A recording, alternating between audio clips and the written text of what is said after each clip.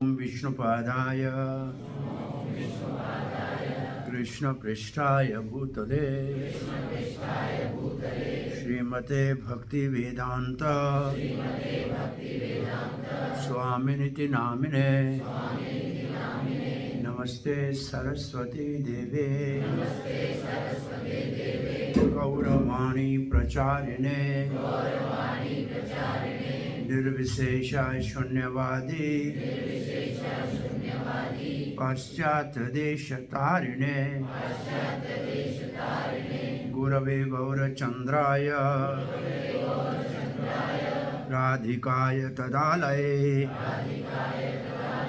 कृष्णाय कृष्ण भक्ताय तद्भक्ताय नमो नमः। ओम नमो भगवते वासुदेवाय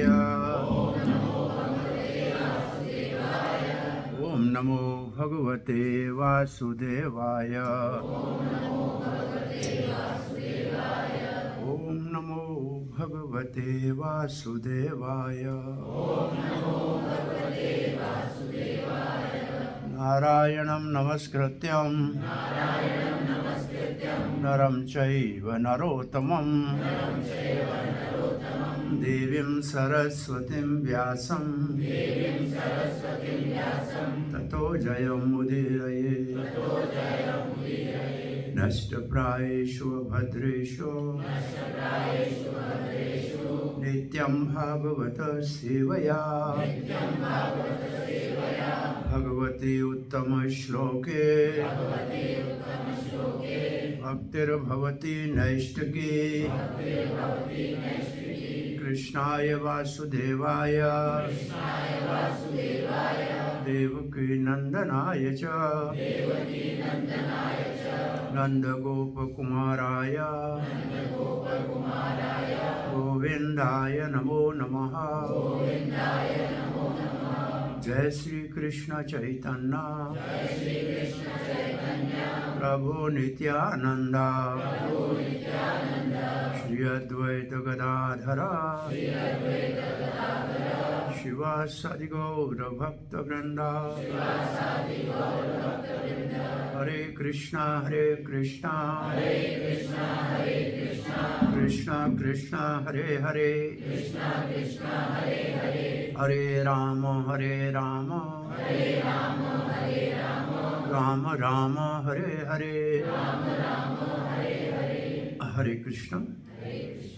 इस्कॉन वैशाली मंदिर में प्रातः श्रीमद् भागवत के सत्संग में रविवार के दिन आप सबका हार्दिक स्वागत है। हम श्रीमद् भागवत महापुराण के पहले स्कंद के 19वें अध्याय में सुखदेव महाराज का प्रकट्य या उपस्थित होना उस स्थान पे जहाँ परीक्षित महाराज जल अन्न का त्याग कर कर गंगा जी के तट पे 7 दिवस के बाद शरीर त्यागने की तैयारी कर रहे थे, वहाँ सुखदेव महाराज का आना ये इस अध्याय का शीर्ष है। पहला स्कंद श्रीमद् भागवत का 19 अध्याय में 3 संवाद हैं, 3 बातचीत हैं। पहले 3 अध्यायों में सनक आदि ऋषि सूत गोस्वामी से 6 प्रश्न पूछते हैं और विशेष रूप से वो यज्ञ करने के लिए बैठे हैं और शाम के समय कथा सुनते हैं। उनका मुख्य उद्देश्य भागवत सुनना नहीं है।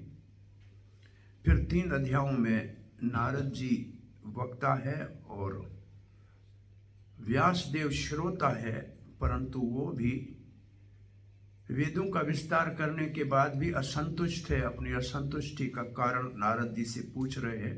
नारद जी भागवत के प्रकाशन का प्रेरणा दे रहे हैं। भागवत वहाँ भी मुख्य उद्देश्य नहीं है सुनना। फिर मुख्य श्रोता भागवत का परीक्षित महाराज, उसका परिचय 12 अध्यायों में है। उनके 3 माता द्रौपदी, माता उत्तरा और माता कुंती के महाभागवत नारियों का चरित्र है। जब किसी कुल में ऐसी महान माताओं का धार्मिक और भागवत माताएं होती हैं तो उनके घर में परीक्षित जैसा संतान उत्पन्न होता है, जिसके लिए भागवत का अवतार होता है। फिर 3 पितृकुल में भीष्म पितामह, युधिष्ठिर महाराज और धृतराष्ट्र का उद्धार होता है। फिर परीक्षित का प्रकट्य होता है। परीक्षित की कलयुग के ऊपर विजय, भगवान का माँ के उत्तरा के गर्भ में उनकी रक्षा करना। और फिर परीक्षित महाराज को सम्यक के बेटे श्रृंगी के द्वारा शराब का वर्णन है। और ये सुनते ही परीक्षित महाराज भाव भक्ति में जो सहिष्णुता है उसका उदाहरण है कि इतना सारा संकट आया फिर भी शांति से गंगा जी के तट के ऊपर आके बैठे। और जब परीक्षित महाराज ने यह निर्णय लिया कि मैं राजपाट का परित्याग करके, अब यहाँ एक बात ध्यान में रखनी चाहिए कि पानी की प्यास थी, इसलिए उन्होंने सम्यक के गले में मरा हुआ सर्प डाला था। परंतु उसके उपरांत अभी तक परीक्षित महाराज ने पानी पिया नहीं है और 7 दिन और पानी पिएंगे भी नहीं। इसका यह अर्थ है कि प्यास का कारण नहीं था। परीक्षित ऋषि का अपमान करे ये भी संभव नहीं है और ऋषि को क्रोध आए ये भी संभव नहीं है। इसका अर्थ है भगवान की ये लीला है कि ऐसी स्थिति में परीक्षित को डाला गया जिससे भागवत का अवतार हो सके। जैसे वासुदेव और देवकी को कंस के कारागृह में कष्ट सहना पड़ा कृष्ण के अवतार के लिए, ऐसे भागवत के अवतार के लिए ये भगवान की ही योजना से, भगवान की लीला शक्ति के द्वारा ये सब घटित हुआ। परीक्षित के ऊपर कलयुग का प्रभाव नहीं हो सकता। कलयुग ने परीक्षित के ऊपर प्रभाव नहीं डाला।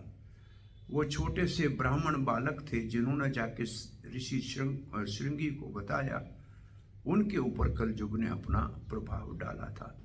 परंतु परीक्षित महाराज को जैसे ही सम्यक के सेवक ने, शिष्य ने आके समाचार दिया कि हमारे गुरुदेव ने कहा है, हमारे अनजान कच्चे बच्चे ने आपको श्राप दिया है, 7 दिन के बाद आप तो को तक्षक सांप कटेगा, अब आपका कल्याण हो ऐसी हमारी कामना है। ये सुनते ही परीक्षित ने न राज को देखा, न कोश को देखा, न रानियों को देखा और अपने गुरुवरों को ये कहा कि अब मेरे पुत्र जन्मे जो को आप राज सिंहासन पे बिठा दीजिए।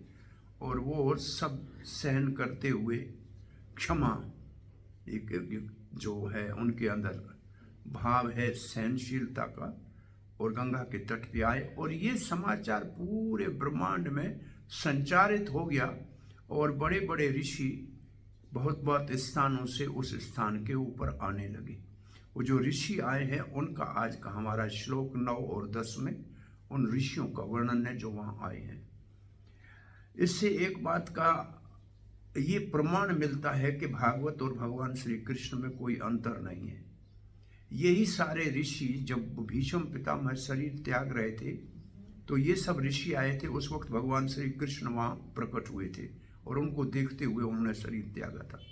और आज यहाँ वही सारे ऋषि फिर पुनः परीक्षित के पास आए हैं, यहाँ भगवान श्री कृष्ण की जगह पे भागवत प्रकट होगा। तो इसका मतलब भागवत और भगवान श्री कृष्ण में कोई अंतर नहीं। पहले परीक्षित के ऊपर अश्वत्थामा ने ब्रह्मास्त्र का वार किया था, तो भगवान ने उसकी रक्षा अपने गदा और सुदर्शन चक्र से की थी।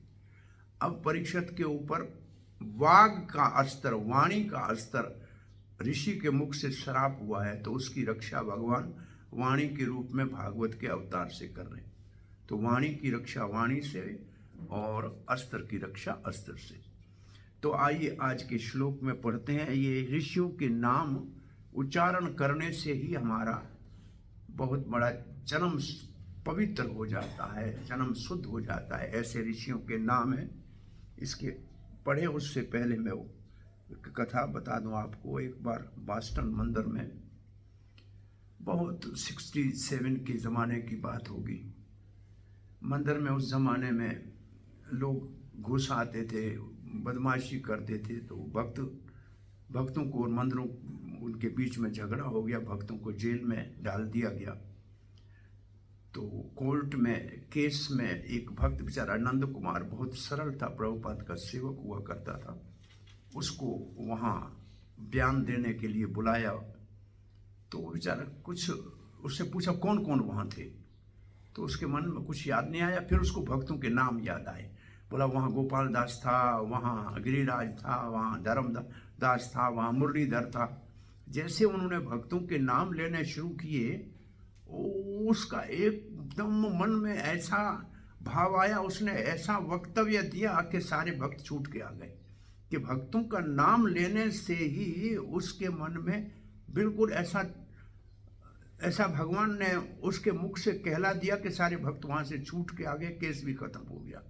तो ये भक्तों के नाम लेना जो भागवत में है, ये अपने आप में एक बहुत बड़ा संकीर्तन है। तो आइए इन भक्तों का नाम लेते हैं। अत्रि वशिष्ठश्च चैवनः शर्धवान् अरिष्टनेमिर् भृगो अंगिराश्च पाराशरो गाधीसुतो अथ राम उत्थया इंद्र परमेध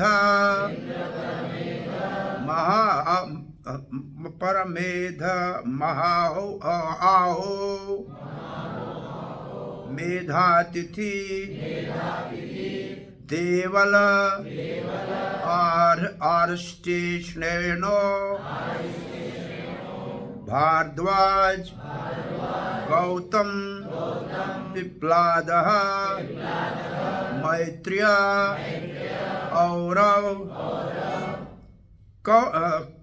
कवशः कुंभयोनि द्वैपायनो भगवान नारदश्च।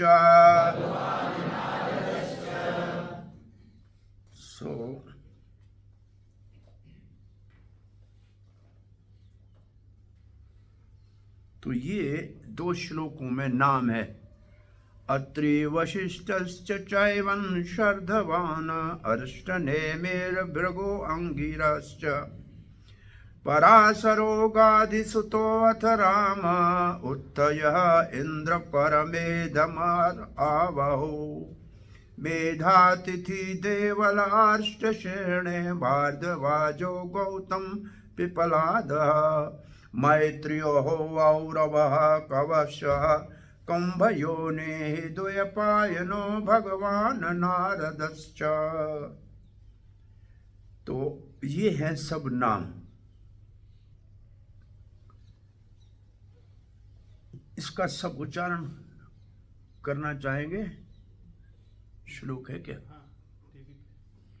तो फिर एक बार जैसे पढ़ते हैं ऐसे पढ़ लीजिए। अत्रि वशिष्ठ चैवन् शर्धवान् अरिष्टनेमिर्भृगो अंगिराश्च पराशरो गाधिसुतो अथ राम उत्थयः इंद्र परमेधमाहवाहुः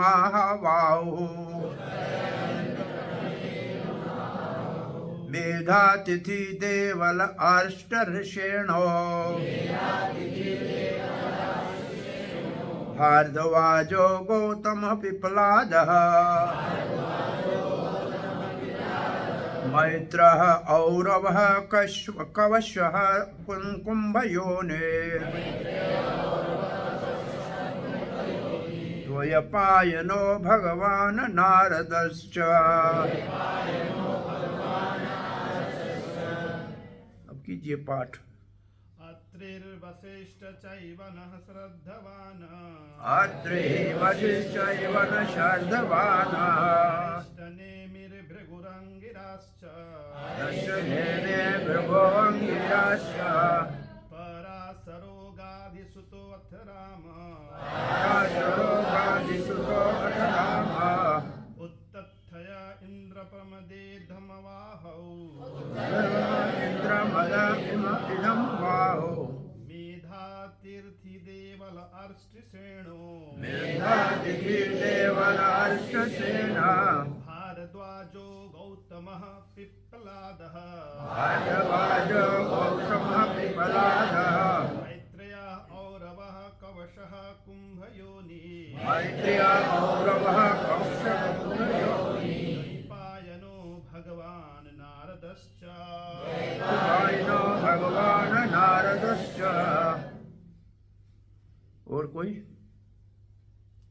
अत्रिर्वसिष्ठ चैव नः शरदवान् वसिष्ठवैश्चैव न शर्दवान् नेमिर्भृगुरङ्गिराश्च वार्तवेनो भृगुरङ्गिराश्च सरोगाधिसुतो अथ राम आदिसुतो अथ राम तत्य इन्द्रप्रमदध्यमवहौ उदय इन्द्रमतयमवाहो वेदातिथिर्देवल अरिष्टिसेनो वेदातिथिर्देवल हर्षसेनो भारद्वाजो गौतमः पिप्पलादयः माधवाजो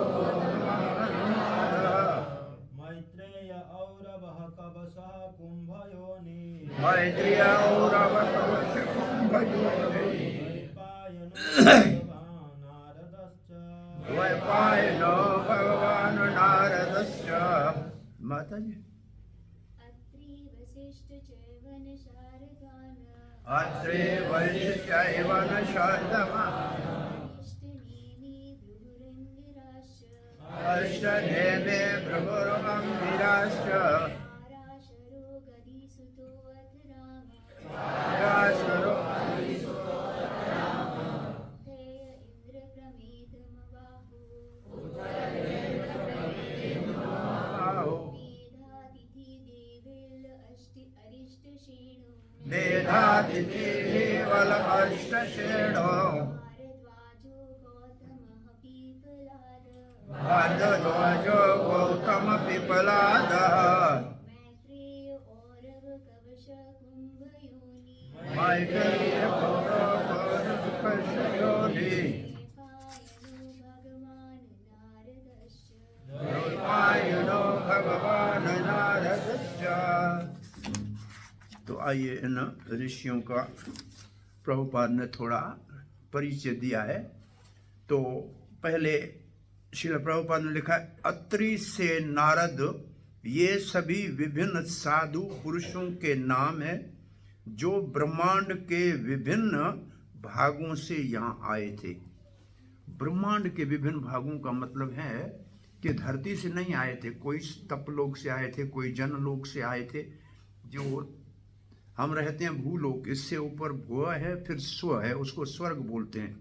ये तीन लोग जो हैं, ये ब्रह्मा जी जब रात होती है तो यहाँ से प्रलय हो जाती है। इससे ऊपर चार लोक है, तपलोक, जनलोक, महरलोक, सत्यलोक। यहाँ प्रलय नहीं होती है और वहाँ ऋषि रहते हैं सारे। और उन ऋषियों को जब जरूरत पड़ती है तो धरती के ऊपर उनको बुलाया जाता है, वो आते रहते हैं। तो इनमें से बहुत से ऋषि ब्रह्मांड के अलग अलग जगहों से आए थे। ऐसे नहीं लिखा है धरती से आए थे, ब्रह्मांड के अलग जगहों से आए थे। इसका अर्थ है कि उस समय कितना, जिसको आज हम कहते हैं हमारी जो है कम्युनिकेशन सिस्टम जो है, इंडस्ट्री, आईटी, बहुत बड़ी दुनिया सारी की खबरें हमारे फ़ोन में अंदर आ जाती हैं। उस समय इससे भी ज़्यादा दूर दराज, अभी हमारे को ये तो पता नहीं है कि आज तपलोक में क्या हो रहा है, जनलोक में क्या हो रहा है, लेकिन उस समय वहाँ तक भी समाचार संचार हुआ करता था। भीष्म देव शरीर त्यागने जा रहे हैं, अरे इच्छा मृत्यु वाले शरीर त्यागने जा रहे हैं, सारे ऋषि आए, कुछ ना कुछ तो वहाँ आश्चर्य होगा ही होगा। परीक्षित महाराज नवयुवक है, इस धरती का एक छत्र सम्राट है, और वो शरीर क्यों त्यागने जा रहे हैं, कोई तो होगा अच्छा, वहाँ आश्चर्य होगा। तो सब उधर आ गए। अब कौन आए, इन सब के नाम लिखे हैं। प्रभुपाद जी लिखते हैं ब्रह्मांड के विभिन्न भागों से बड़े बड़े मुनि वहाँ आए, यथा अत्रि। अब अत्रि, इसका प्रभुपाद जी थोड़ा परिचय देंगे। वैसे अत्रि ऋषि, इसका आश्रम है चित्रकूट में। चित्रकूट भगवान राम के लीला का स्थान है। जैसे हम जाते हैं ब्रज में गोवर्धन पर्वत है, ऐसे चित्रकूट में कामदगिरी है, 5 किलोमीटर की परिक्रमा होती है और वहाँ एक नदी बहती है मंदाकिनी। वो नदी अत्रि की पत्नी अनुसुईया ने प्रकट की है वहाँ, और उस नदी के सहारे ऊपर 1 किलोमीटर जाएंगे तो वहाँ अत्रि और अनुसुईया का आश्रम है। उस आश्रम में सीता राम लक्ष्मण स्वयं चल के गए थे और अत्रि की पत्नी अनुसुईया ने सीता को नारी धर्म का उपदेश भी दिया था और उनको कभी न मैले होने वाले वस्त्र और आभूषण भी दिए थे। और अत्रि का संग लक्ष्मण ने और राम जी ने किया था। अत्रि का अर्थ होता है जो तीनों गुणों से परे हो, और अनुसुईया का अर्थ होता है जो किसी में दोष न देखे। जब कोई व्यक्ति अनुसूय बन जाए और अत्रि बन जाए तो उनको भगवान को ढूंढना नहीं पड़ता है, भगवान उनके पास अपने आप आ जाते हैं। तो राम लक्ष्मण अपने आप सीता के साथ उनके पास आए थे। इस अत्रि ऋषि का हमारे भागवत के 4 स्कंद में वर्णन है कि वो भगवान के दर्शन के लिए प्रार्थना कर रहे थे, हे ईश्वर हमारे को दर्शन दीजिए। तो उसके सामने ब्रह्मा विष्णु और महेश तीनों प्रकट हो गए। तो उसने बोला 3 क्यों आए? बोला हम तीनों ईश्वर हैं। ब्रह्मा ने कहा मैं सृष्टि करता हूँ, शंकर ने कहा मैं संहार करता हूँ, विष्णु ने कहा मैं पालन करता हूँ। इसका अर्थ है, प्रभुपाद लिखते हैं, अत्रि को ये मालूम नहीं था कि वास्तव में ईश्वर कौन है। ये तो तीनों ईश्वर हैं। और फिर ये तीनों अत्रि और अनुसुईया के पुत्र बने। ब्रह्मा से चंद्रमा हुआ, विष्णु से दत्तात्रेय हुआ और शंकर के अंश से दुर्वासा हुआ। ये तीनों अत्रि और अनुसुईया के पुत्र हैं। ये तीनों भगवान के जो ब्रह्मा विष्णु महेश है, ये अत्रि और अनुसुईया के पुत्र हुए। तो ये अत्रि बहुत बड़ा एक वेदों के अंदर ऋषि है। तो पहले अत्रि ऋषि का नाम लिखा है, फिर लिखा है चैवन ऋषि, और उसके बाद लिखा है शरदवान। ये शरदवान गौतम का पुत्र है और जनक महाराज का पुरोहित है। और उसके बाद लिखा है अरिष्टनेमि, भृगु, वशिष्ठ, पराशर, विश्वामित्र, गाधी सुतो जो जहां था ना वो विश्वामित्र है, अंगीरा, परशुराम, उत्तथ्य, इंद्र, प्रमद, इद्धम वाहु, मेधातिथि, देवल, अर्ष्टशेण, भारद्वाज, गौतम, पिपलाद, मैत्रेय, औरव, कवशः, कुंभयोनि, कुंभयोनि अगस्त को कहते हैं, द्वैपायन व्यासदेव को कहते हैं, तथा महापुरुष नारद। अब इतने सारे ऋषि आए और क्या लिखा और भी है। ये सब आए तो परीक्षित महाराज ने सबको प्रणाम किया और कहा कि मुझसे एक ब्राह्मण का अपराध हो गया है, आप सब ऋषि हैं, मेरे ऊपर कृपा कीजिए। मैंने एक मरा हुआ सर्प एक ऋषि के गले में डाला था, मुझे भय लगता है कि कहीं आप भी मेरे ऊपर क्रोधित न हो जाओ। मैंने गंगा विष्णुपति का शरण लिया है, अन्न जल का त्याग कर लिया है। मैं अब आपसे पूछता हूँ कि जिसकी मृत्यु बहुत निकट है उसको क्या करना चाहिए, आप मेरा मार्गदर्शन कीजिए। तो ये प्रार्थना की तो उन्होंने कहा आप जैसे ही महापुरुष, ऐसे राज ऋषि ऐसा जो व्रत ले सकता है, और हम सब जब तक आप तक का कल्याण न हो जाए, आपकी सद्गति नहीं हो, यहाँ रुकेंगे। और तब सब ने आपस में विचार करना शुरू किया कि इसका यज्ञ करा लेना चाहिए तो आपका निवारण हो जाएगा, कुछ दान देना चाहिए या तप करना चाहिए। अभी निर्णय नहीं हो पा रहा था। इतनी देर में दूर से सुखदेव महाराज, वो दिगंबर वेश में 16 वर्ष के थे नवयुवक, बच्चे उसको पागल समझ के चिढ़ा रहे थे, कुछ नवयुवक स्त्रियां उसके, लड़कियां उसके पीछे आ रही थी, उसको पागल ही समझा जा रहा था हस्तिनापुर की गलियों में। लेकिन उसको जैसे इस सारे साधु समाज ने देखा, व्यास और नारद को छोड़ के सब उठ के खड़े हो गए। व्यासदेव का पुत्र था और नारद व्यास का भी गुरु है, तो ये नहीं उठे, बस आगे वो सब ने उठ के उसका स्वागत किया। और फिर महाराज परीक्षित उसको प्रणाम करेंगे, उसका आतिथ्य करेंगे, और फिर सब ने सम्मति से कहा कि अब इस परीक्षित के प्रश्न का उत्तर सुखदेव गोस्वामी देंगे। तो सुखदेव गोस्वामी का यहाँ प्रकट इस अध्याय का नाम है। प्रभुपाद ने यहाँ इन ऋषियों का थोड़ा सा परिचय दिया है। च्यवन ये महामुनि थे तथा भृगु मुनि के पुत्रों में से एक थे। तो भृगु बहुत बड़ा प्रसिद्ध है भागवत में। भृगु मुनि, सब मुनियों ने उसको कहा था कि ब्रह्मा विष्णु और महेश में से कौन पूजने है पता लगा के आओ। ब्रह्मा जी को उसने प्रणाम नहीं किया तो ब्रह्मा जी को क्रोध आ गया। शंकर जी को उसने कुछ वचन मुख से कह दिए, वो नजदीक आ रहा था, बड़ा दूर हो, स्नान नहीं किया है, भवे वशम लगी हुई है, हम ब्राह्मणों को हाथ कैसे लगाता, वो तो त्रिशूल लेके मारने के लिए आ गया। ये तो पार्वती ने बचा दिया। और भगवान विष्णु को लक्ष्मी चरण का संवाहन कर रही थी, इसने जाके सीधी छाती पे लात मारी, सीधी जाके छाती पे लात मारी। और भगवान ने उसके चरण को पकड़ के कहा, इतना कोमल ब्राह्मण तेरा चरण, मेरी छाती वज्र जैसी, तेरे को चोट लगी होगी, मैंने उठ के आपका स्वागत नहीं किया, मुझसे गलती हो गई, क्षमा करना।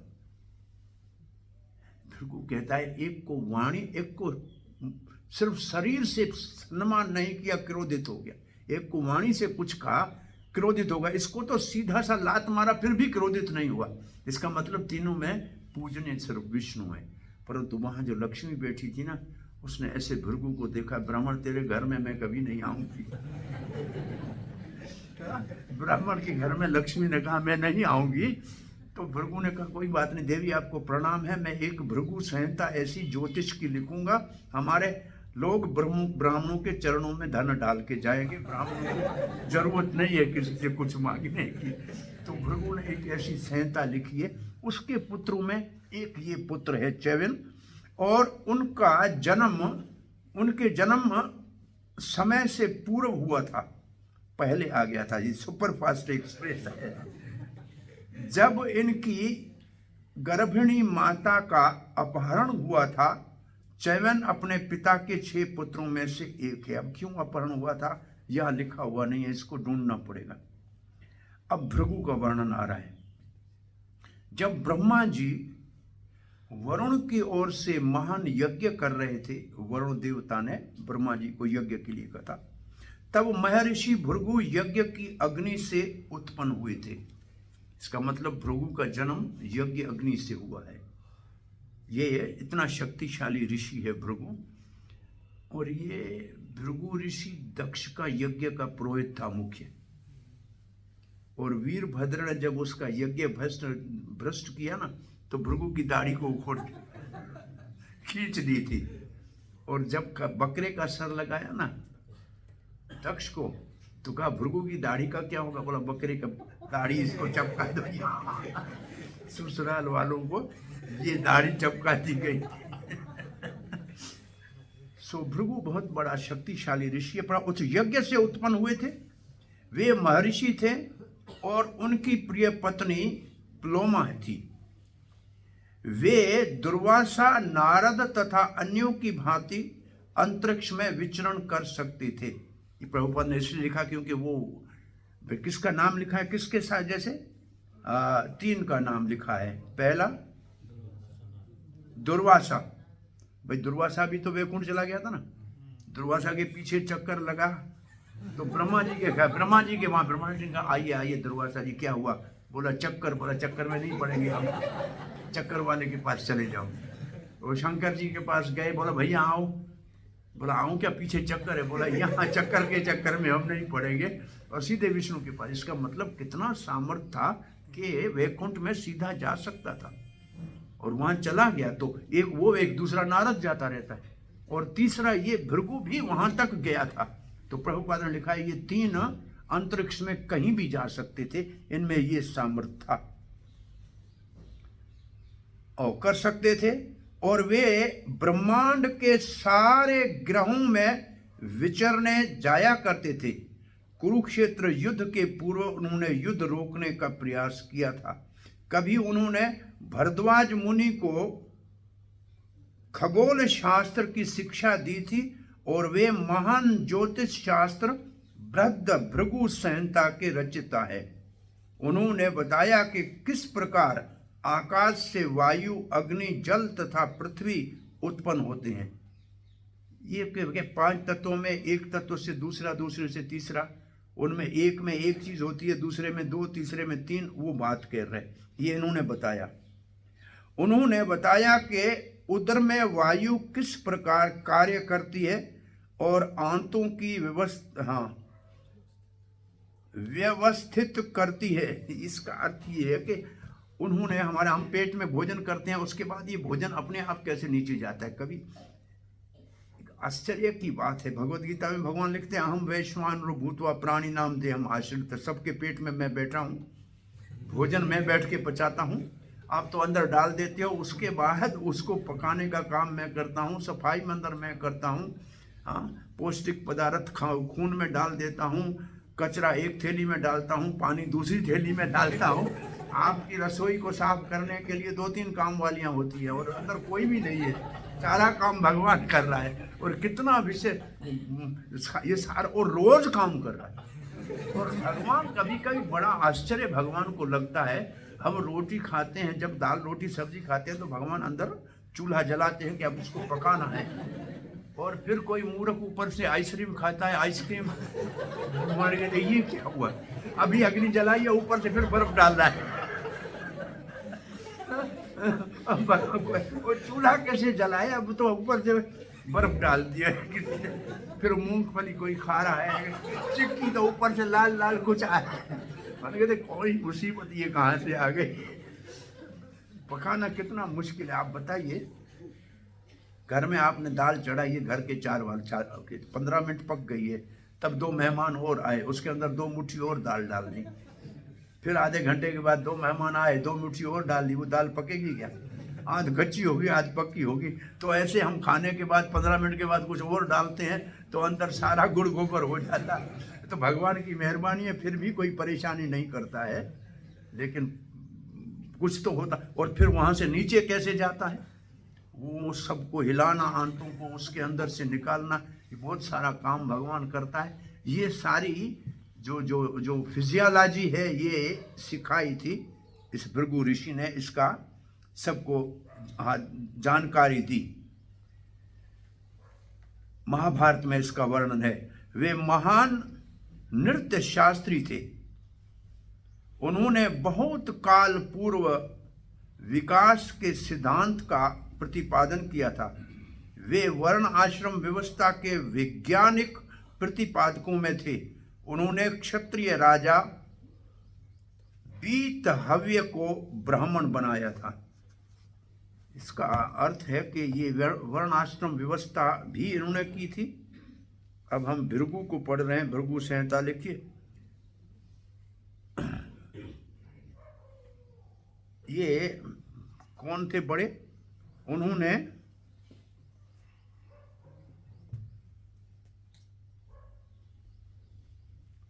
उन्होंने बहुत काल पूर्व विकास के सिद्धांत को अंग्रेजी में लिखा है एंथ्रोपोलॉजिस्ट, थ्योरी ऑफ इवोल्यूशन इन्होंने दी थी। डार्विन से पहले उन्होंने पहले दी थी।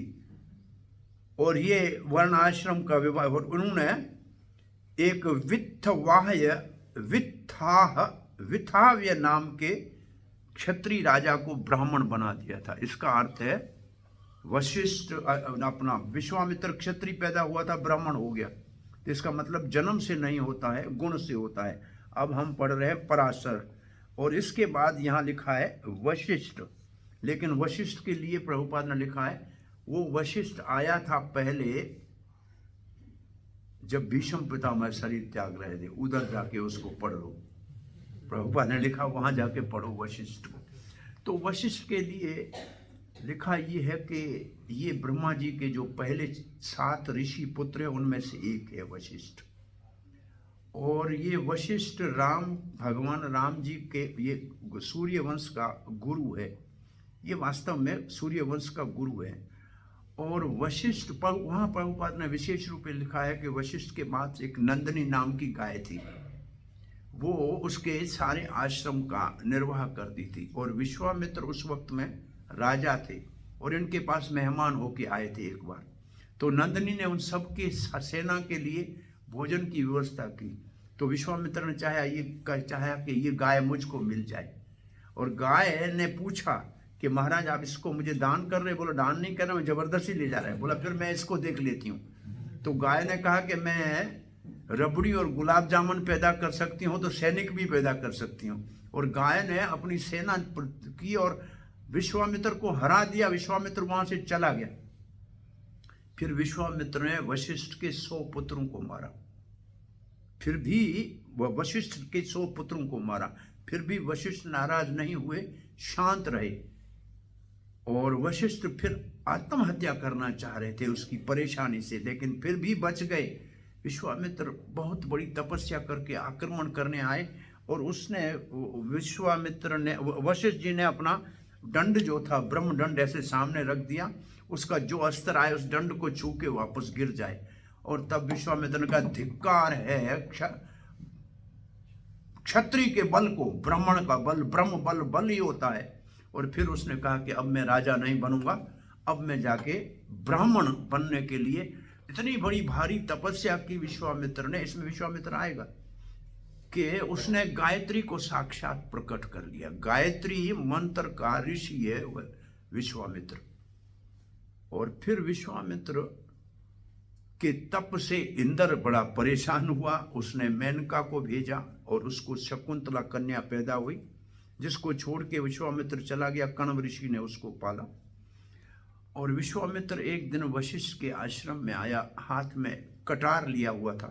इसका इच्छा था इसको मार दूंगा, क्योंकि मुझे ये राज ऋषि कहता है, ब्रह्म ऋषि नहीं कहता है।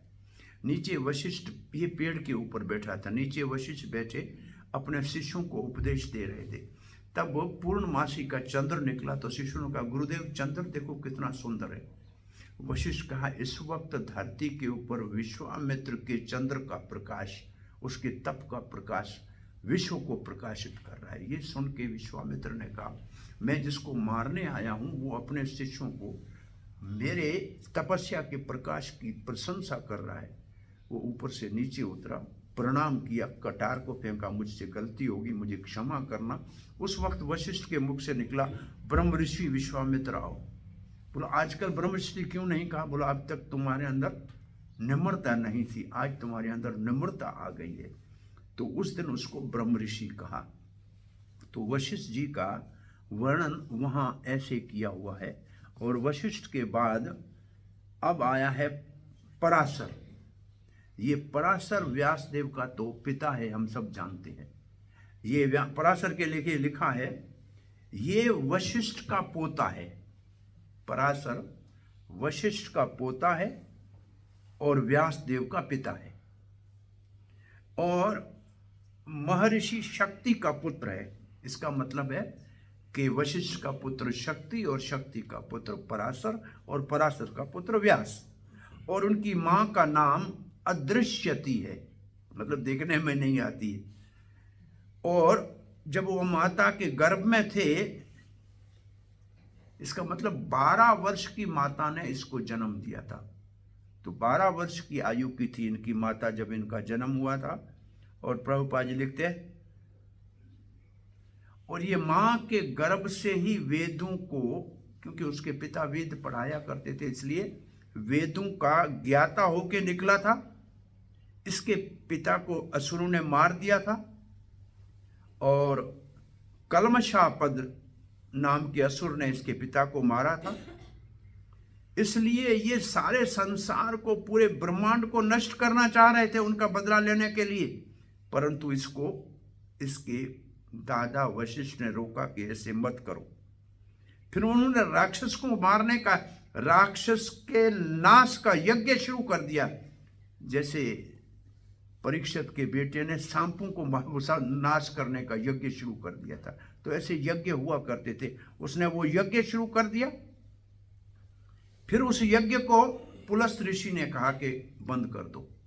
ये पुलस्त ऋषि रावण का दादा है, पुलस्त का बेटा विशर्वा, विशर्वा का बेटा रावण।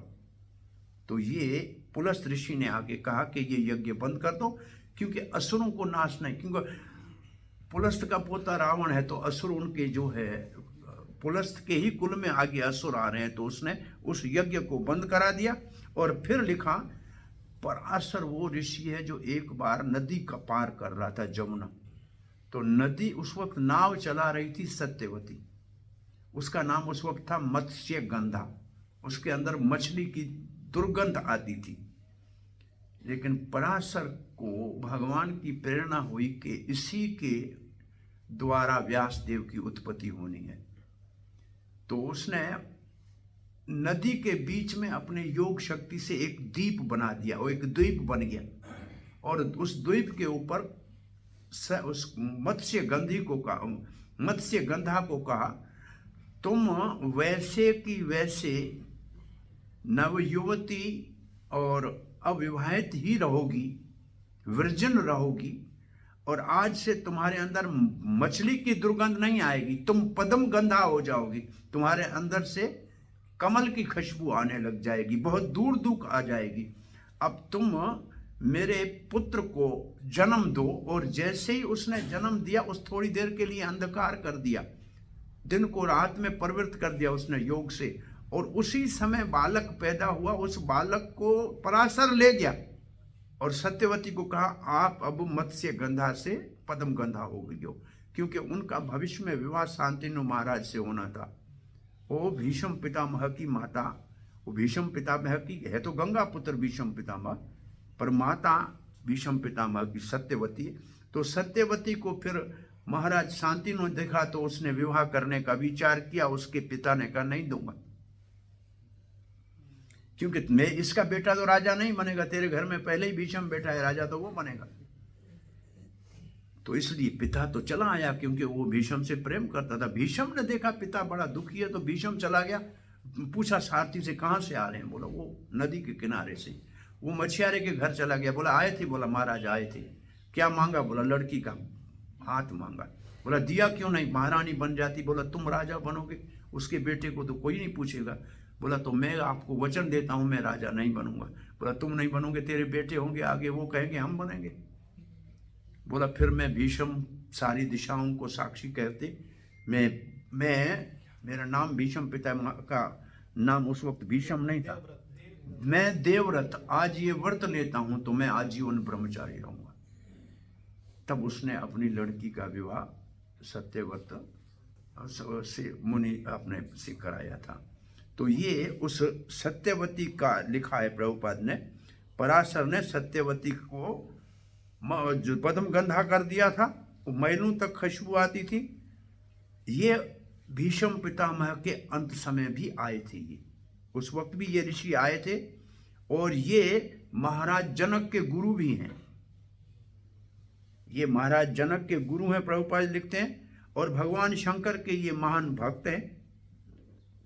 और बहुत से पराशर संहिता इनकी बहुत प्रसिद्ध है। और हमारे भगवत गीता में भगवान शब्द की परिभाषा पराशर ऋषि ने दी हुई।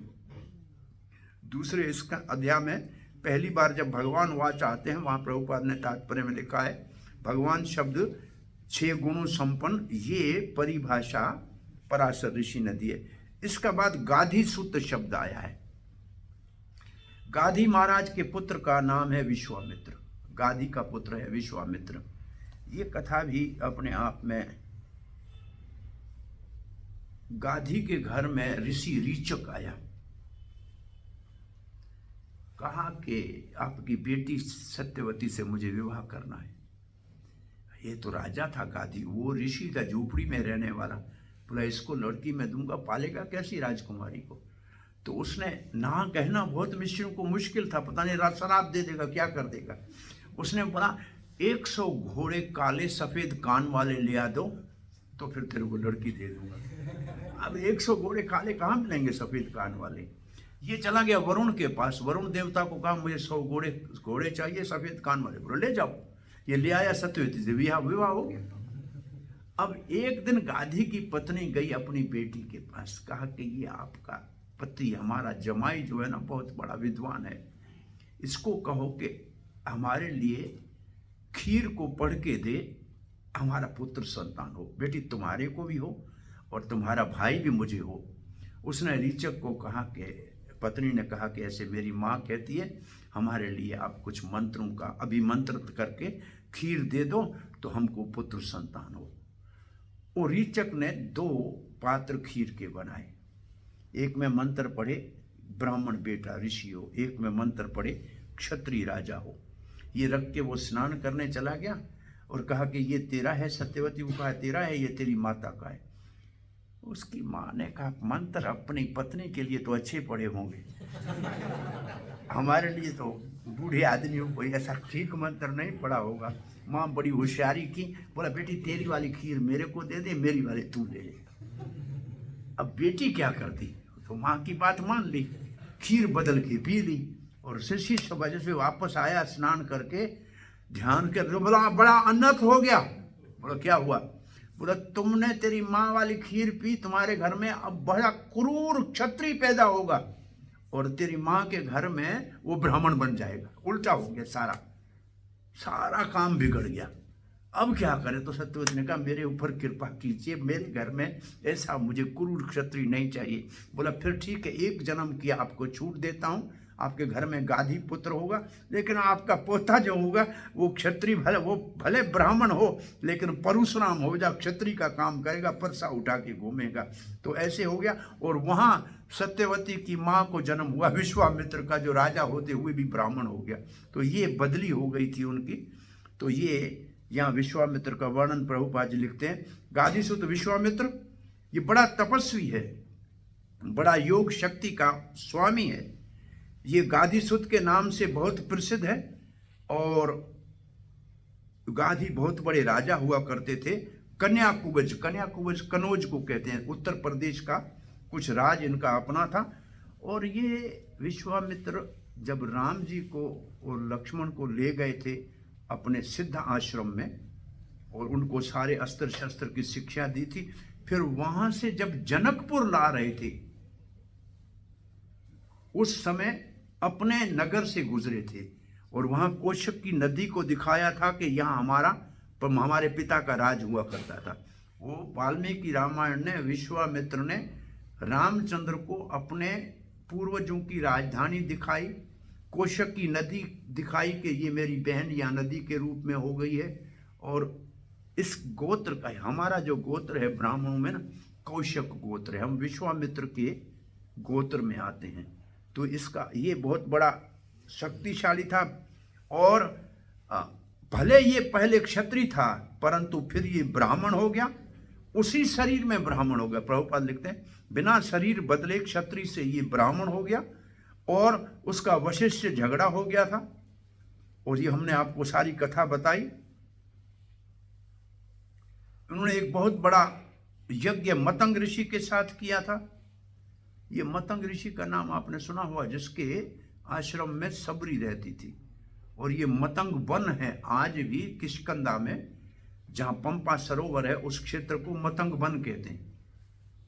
और वो पूरा क्षेत्र मतंग ऋषि का आश्रम हुआ करता था। और मतंग ऋषि के साथ यज्ञ किया था और वशिष्ठ के 100 पुत्रों को मार दिया था।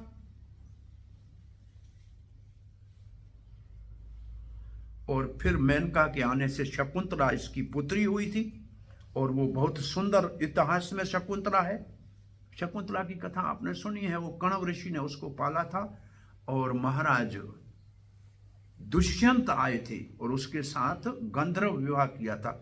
और फिर उनका पुत्र हुआ था महाराज भरत। ये एक भरत है जिसके वंश में पांडव आते हैं। 3 भरत भारत संस्कृति में प्रसिद्ध है। एक भगवान रामचंद्र का भाई भरत, एक भरत ऋषभदेव का बेटा जिसके नाम से इस धरती का नाम भारतवर्ष पड़ा, और एक भरत दुष्यंत और शकुंतला का पुत्र जो 5 साल का शेर का मुंह खोल के दांत गिना करता था। हाँ, उस भर्त की ये परिभाषा है। और उन्होंने गंगोत्री से लेकर गंगा सागर तक और यमुनोत्री से लेकर प्रयाग तक हजारों यज्ञ किए थे। और उस भर्त के कुल में आगे ये कौरव और पांडव उसका वंश है, इसलिए उनको भर्तवंशी कहा जाता है। ये शकुंतला का बेटा भर्त हुआ था। और फिर लिखा है, वो कथा आपको बता दी, नंद ने गाय के कारण वशिष्ठ के साथ झगड़ा हुआ था और इसलिए ब्राह्मण बन गया। इन्होंने भी कुरुक्षेत्र की लड़ाई को रोकने का प्रयास किया। अंगीरा, अब अंगीरा ऋषि के लिए लिखा है, ये जो मानसिक पुत्र हैं ब्रह्मा जी के, उनमें से एक पुत्र ये भी है और ये बृहस्पति का पिता है। बृहस्पति को अंगिरस कहते हैं। बृहस्पति कौन है? देवताओं का पुरोहित है। वो अंगिरस, ये अंगिरा का बेटा है। अंगिरा के बेटे का नाम बृहस्पति है जो देवताओं का पुरोहित है और ये ब्रह्मा जी का ही मानसिक पुत्र है। और उथाय, संवर्त इनके पुत्र हैं। उथाय ऋषि इसका पुत्र है, संवर्त इसका पुत्र है। और वो तो अभी भी वो अंगीरा कहीं तपस्या कर रहा है और भगवान के नाम का जप कर रहा है।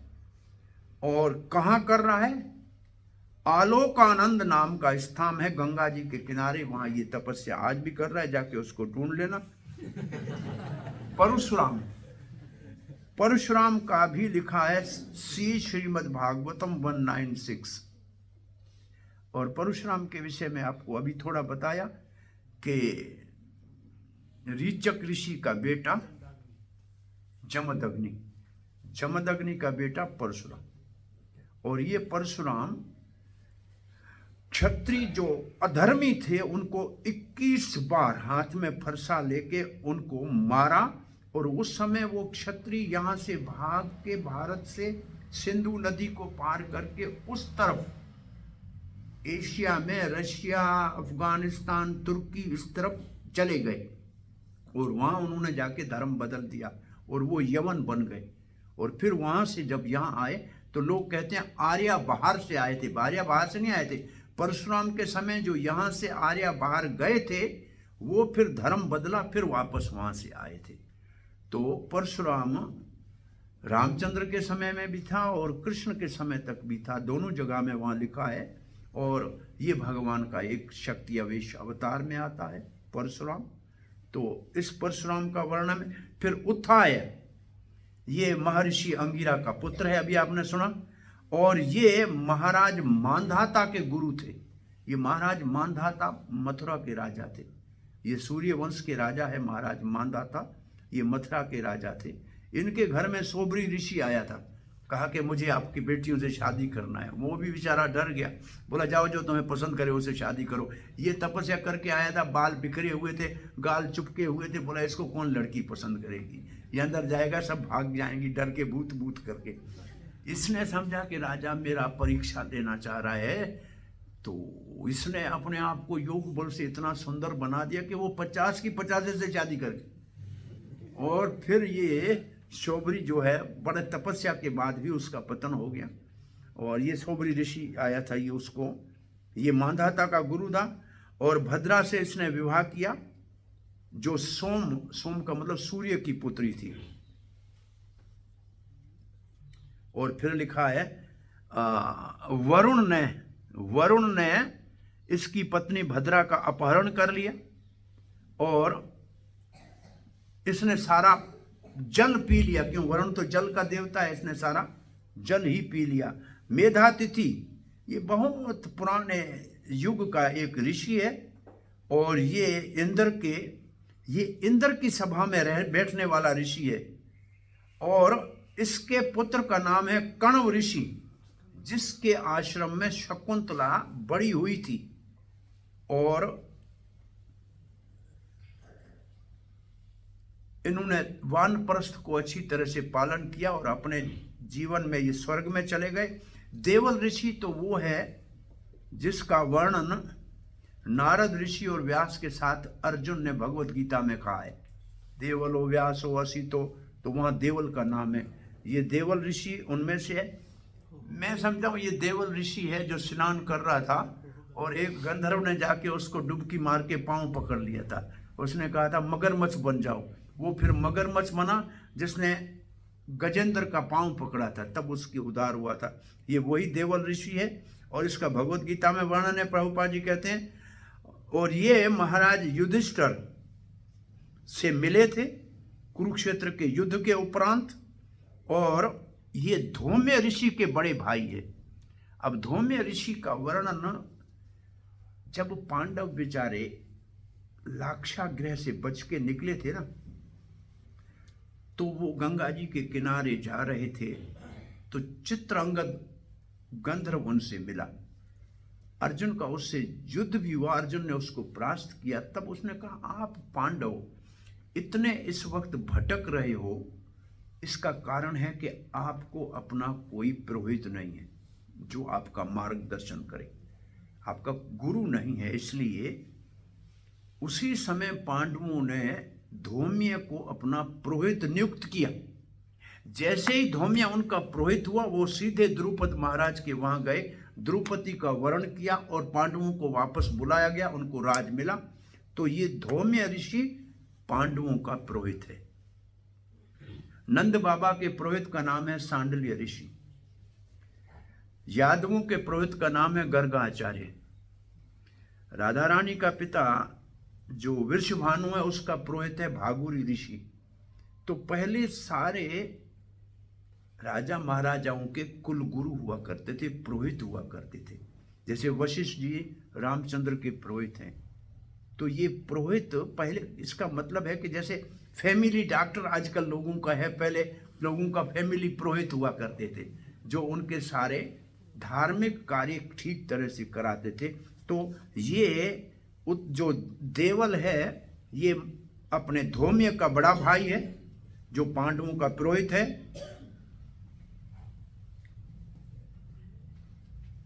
ये क्षत्रियों की तरह इसने अपने पुत्री का विवाह स्वयंवर से किया था। सारे ऋषि कुमारों को बुलाया था, उनमें से जिसकी इसकी बेटी जिसको पसंद करे उसके साथ उसका विवाह। ये ब्राह्मण होते भी इसने स्वयंवर किया था। कुछ लोग कहते हैं ये असित देवल नहीं है, परंतु प्रभुपाद, अब भरद्वाज, इसको भी प्रभुपाद ने लिखा है कि भरद्वाज को जाके वहां पढ़ो जहां लिखा है पहले। तो भरद्वाज ऋषि, इसका आश्रम है प्रयागराज में, और इसके आश्रम में रामचंद्र आके रुके थे। और फिर भरत भी, जब रामचंद्र आके रुके थे भरद्वाज के आश्रम में, तो भरद्वाज ने कहा था धरती के ऊपर सूर्य वंश में भागीरथ महान है कि गंगा को धरती पे लाए। भागीरथ से महान दशरथ है जो रामचंद्र को धरती पे लाए। मैंने जो जप तप किया है आज तक, उसका फल ये है कि मेरे को राम सीता लक्ष्मण का दर्शन हो गया। और भारद्वाज ऋषि ने कहा यहीं रह जाओ। फिर कहा कि नहीं, हमको यहाँ नजदीक है अयोध्या, लोग आते रहेंगे। तो भरद्वाज ऋषि के आश्रम से सीताराम लक्ष्मण रवाने हुए। भरत जब वापस भरद्वाज आश्रम में आए थे, तब भरद्वाज ने कहा था राम सीता लक्ष्मण के दर्शन का फल है कि आप मेरे को भरत का, ऐसे महान भागवत भक्त का दर्शन हो रहा है। और भरत का बहुत बड़ा आतिथ्य किया था पूरी सेना का भरद्वाज ने। सारी सेना खा पी के मस्त होकर सो गई थी, मात्र माताएं और वशिष्ठ और भरत और शत्रुघ्न ही उसमें से प्रभावित नहीं हुए थे। तो भरद्वाज ऋषि का और भी कुछ इतिहास होगा, रामायण में ये इतिहास है। अब गौतम, ये भी 7 ऋषियों में एक है। इनका बेटा शरद्वान है जो जनक महाराज का पुरोहित है। जनक का पुरोहित है शरद्वान। शरद्वान गौतम का बेटा है।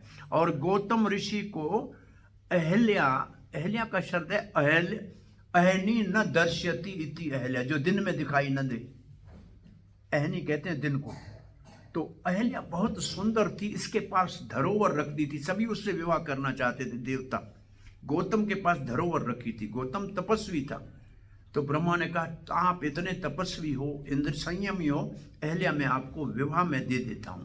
तो अहल्या का विवाह गौतम से हो गया था, लेकिन इंद्र ने अभी तक अहल्या को भुलाया नहीं था। इंद्र गौतम ऋषि का वेश करके अहल्या का तप भंग करने के लिए गया पतिव्रता, और ऋषि ने पहचान लिया, देखा इंद्र को जाते हुए, तो शराप दे दिया तेरे शरीर पे योनि बन जाए। प्रार्थना की तो कहा ठीक है आंखें बन जाए।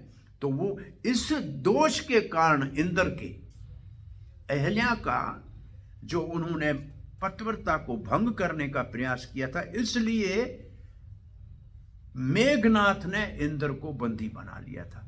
इंद्र क्यों हार गया था रावण के बेटे से? क्योंकि उससे अहल्या का जो है अपमान हुआ था। परंतु इस अहल्या को जो निस्साधन थी, कोई साधन नहीं कर रही थी, विश्वामित्र के कहने के ऊपर भगवान श्री कृष्ण ने चरण का स्पर्श करके वापस नारी के रूप में प्रकट कर लिया था। तब गौतम ऋषि ने आके उसको स्वीकार किया। दोनों ने रामचंद्र का और लक्ष्मण का विश्वामित्र के साथ बहुत बड़ा आदर किया। और ये कथा विश्वामित्र ने जाके जनकपुर में शरदवान को बताई। शरदवान को बहुत खुशी हुई कि मेरी माता पत्थर से वापस नारी हो गई है। तब इतना आनंद आया, शरदवान में धारावाहिक विश्वामित्र की सारी कथा कह के सुना दी। वो रामायण वाल्मीकि में पूरी कथा है, और ये लिखा है, बस इसका लिए यही लिखा है। और ये गौतम कृपाचार्य का दादा है। गौतम कृपाचार्य का दादा है। कृपाचार्य जो कुरुक्षेत्र के युद्ध में एक बचा था कृपाचार्य, एक बचा था अश्वत्थामा, एक बचा था कृतवर्मा। 3 ही बचे थे कौरवों के संग में। कौरवों की तरफ से 3 बचे थे, पांडवों की तरफ से 5 पांडव और एक सात्यकी 6 बचे थे, बस बाकी सब स्वाह हो गए थे। अब लिखा है मैत्रेय, और मेरे ख्याल में यहाँ कथा पूरी भी हो जाएगी आज की। मैत्रेय के लिए लिखा है, ये बहुत पुराने युग का ऋषि है, ये विदुर का गुरु है। विदुर ने इसके बाद हमारा तीसरा और चौथा स्कंद मैत्रेय और विदुर का संवाद है। ये वो है जो विदुर का गुरु है, और ये बहुत बड़ा धार्मिक प्रमाणिक जो है आचार्य है। इन्होंने धृतराष्ट्र को कहा था पांडवों के साथ अच्छा व्यवहार करो, लेकिन दुर्योधन ने इनकी बात नहीं मानी थी, इसलिए इसने दुर्योधन को श्राप दे दिया था।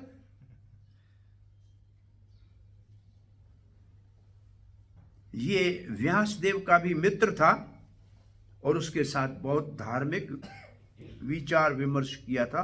यहाँ हमारे, और अब रहा कौन इसमें? बहुत से रह गए, इसमें आगे भी है क्या? पूरे पराशर हो गया, गादीसुत हो गया, अंगीरा